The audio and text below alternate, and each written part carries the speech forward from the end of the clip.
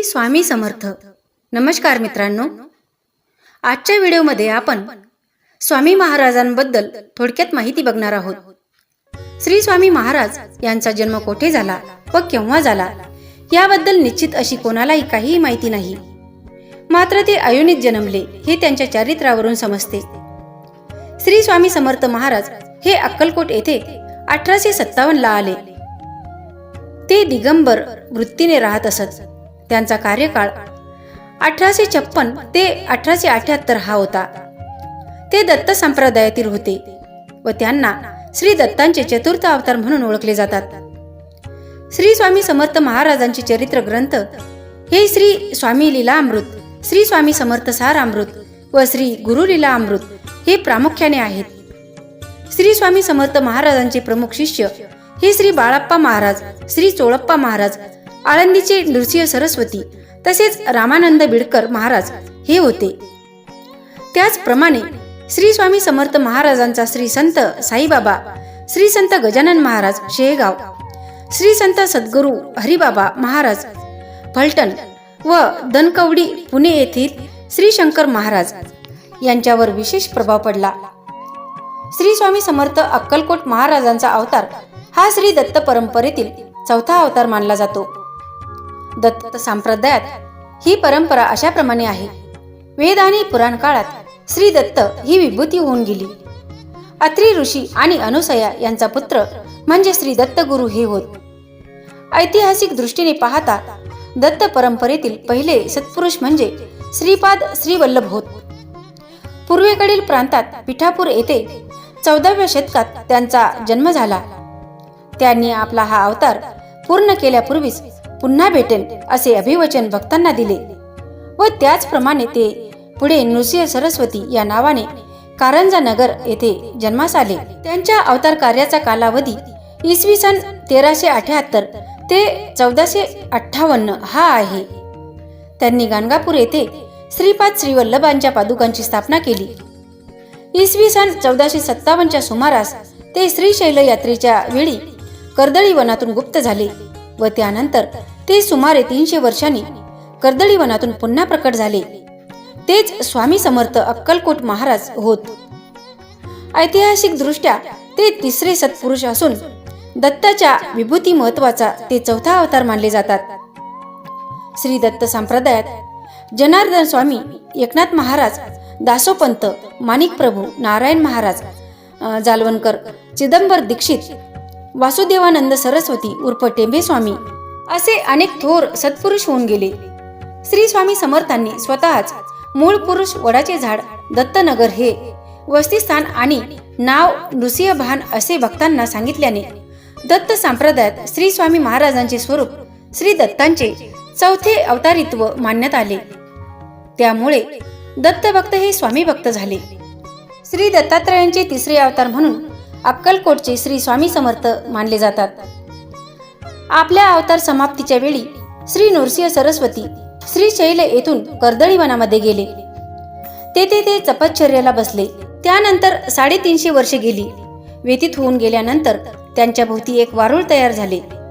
एके दिवशी एक लाकूड तोडत असताना त्याचा घाव चुकला व तो वारुळावर पडला. तेव्हापासून त्या वारुळातूनच श्री स्वामी समर्थ महाराज प्रकट झाले. जेव्हा लाकडे तोडताना कुऱ्हाडीचा वर त्या वारुळावर पडला त्यावेळी तो वार श्री स्वामी समर्थांच्या मांडीवर लागला. त्यामुळेच श्री स्वामी समर्थ आपल्या समाधीतून जागे झाले. महाराजांच्या अक्कलकोट येथील अवतार समाप्तीपर्यंत तो कुऱ्हाडीचा वार त्यांच्या मांडीवर स्पष्ट दिसत होता. श्री स्वामी समर्थ त्यानंतर श्री काशी क्षेत्री प्रकट झाले. तेथून गंगा काठाने कलकत्ता जगन्नाथपुरी मार्गाने गोदावरी नदीच्या तीरावर आले. त्यानंतर श्री स्वामी समर्थ महाराज मंगळवेढी गावी प्रकट झाले. ते नेहमी घनदाट अरण्यात वास्तव्य करीत असत, पण कधी कधी क्वचित मंगळवेढे गावात येत. त्या गावात एक ब्राह्मण कुटुंब होते. जेव्हा श्री स्वामी समर्थ महाराज गावात आले की ते त्यांना भोजन देत. मंगळवेढे येथील वास्तव्यानंतर श्री स्वामी समर्थ महाराज पंढरपूर, माहोळ, सोलापूर या ठिकाणी वास्तव्य करून श्री अक्कलकोट येथे आले. तेव्हा त्यावेळी त्यांनी तब्बल 3 दिवस अन्नग्रहण केले नव्हते. ते सरळ त्यावेळी श्री चोळप्पा यांच्या घरी गेले.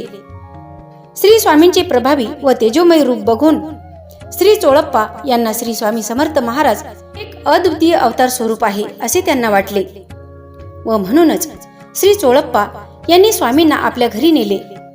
चोळप्पा यांची पत्नी खूप धार्मिक व सात्विक प्रवृत्तीची महिला होती, म्हणून त्या दोघांनी श्री स्वामी समर्थ महाराजांचे आत्मीय स्वागत करून व त्यांची यथायोग्य पूजा करून त्यांना भोजन दिले. त्याच दिवसापासून श्री चोळप्पा स्वामींचे एकनिष्ठ शिष्य झाले.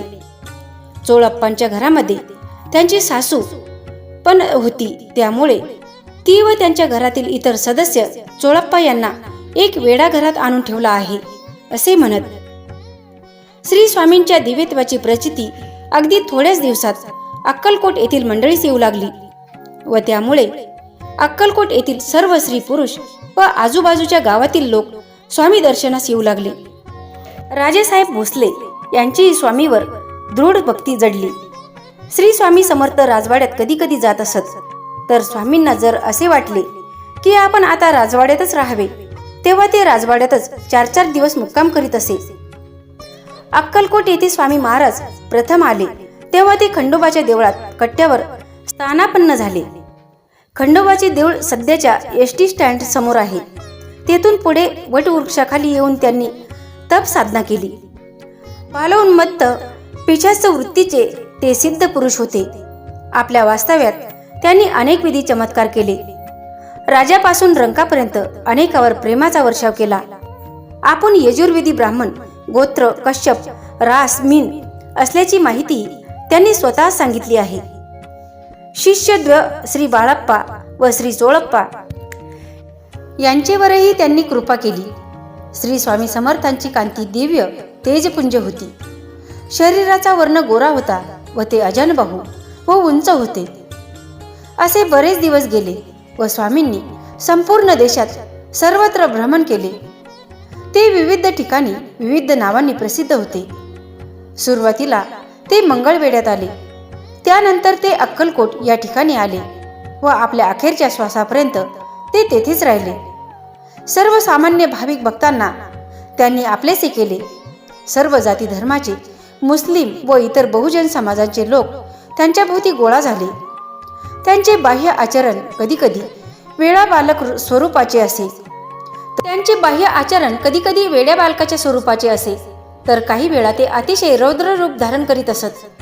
त्यांनी अनेक लोकांचा व नकली साधूंचा अहंकार दूर केला व अनेक हट्टीकट्टी लोकांना धडा शिकवून त्यांना सन्मार्गाला लावले. ज्यांची जेवढी महाराजावर भक्ती होती त्याच अनुषंगाने त्यांनी त्यांच्यावर कृपा केली. निर्भीडता, स्पष्ट वक्तेपणा व आत्मीयता यामुळे लाखो भक्तांना त्यांनी आपलेसे केले. त्यांच्या कार्यकाळात देशात इंग्रजांचा राज्यकारभार होता. इंग्रज शासनाच्या वरवंट्यामध्ये जनता भरडत होती, त्यामुळे साधारण जनतेचा इंग्रजाविरुद्ध त्यांनी आत्मसन्मान त्यांनी जागृत केला. त्यांच्या भक्तांमध्ये हिंदूप्रमाणेच मुसलमान, ख्रिश्चन व इतरही धर्मांचे लोक त्यांच्या दरबारात आपली उपस्थिती देत होते. त्यामुळे त्यांच्या अवतीभोवती मोठा शिष्य परिवार तयार झाला होता. प्रत्येक शिष्याला त्यांनी त्यांच्या क्षमतेनुसार कार्य दिले व परंपरेची पताका दिली. श्री स्वामी समर्थांच्या विविध शिष्याद्वारे श्री स्वामी समर्थ परंपरेचा विस्तार फार मोठ्या प्रमाणावर झालेला आहे.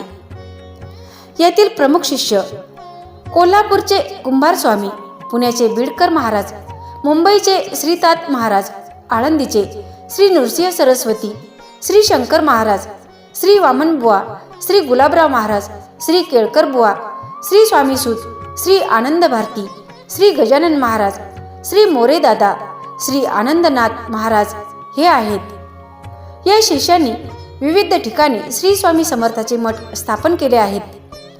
तसेच श्री स्वामी मंदिरे आणि सेवा केंद्र सुरू केले आहेत. स्वामी समर्थांच्या अवतार कार्याची हकीकत त्यांच्या अनेक चरित्रकारांनी वर्णिली आहे.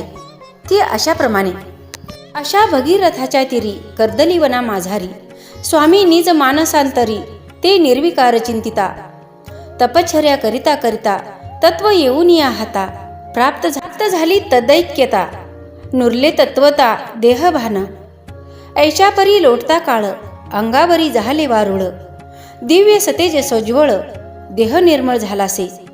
ऐसी स्थिती झाल्यावर काय घडला प्रकार, भावे एका सादर सौख्य सार तो आहे. लाकूड तोड्या एके दिनी सहज आला त्याच वनी, वृक्षावरी घाव घालुनी डहाळी जणी पाडिली. डहाळी पडताच सकळ ढासळून गेले वारुळ, फार जुनाट मूर्ती सोज्वळ बाहेर तत्काळ निघाली. अजान बाहू दिगंबर फाके तपोदीप्त सुंदर, जैसा पौर्णिमेचा निशाकार सर्व संचार आनंदवी. तर मित्रांनो, हा व्हिडिओ तुम्हाला कसा वाटला हे कमेंटमध्ये नक्की सांगा आणि कमेंट्समध्ये श्री स्वामी समर्थ लिहायला विसरू नका. स्वामींच्या या दिव्य लीला जास्तीत जास्त भक्तांपर्यंत पोहोचवण्यासाठी हा व्हिडिओ नक्की शेअर करा आणि चॅनलला सबस्क्राईब करा. भेटूया पुढील भागात स्वामींच्या आणखी काही नवीन कथासह. तोपर्यंत अशक्य ही शक्य करतील स्वामी. श्री स्वामी समर्थ.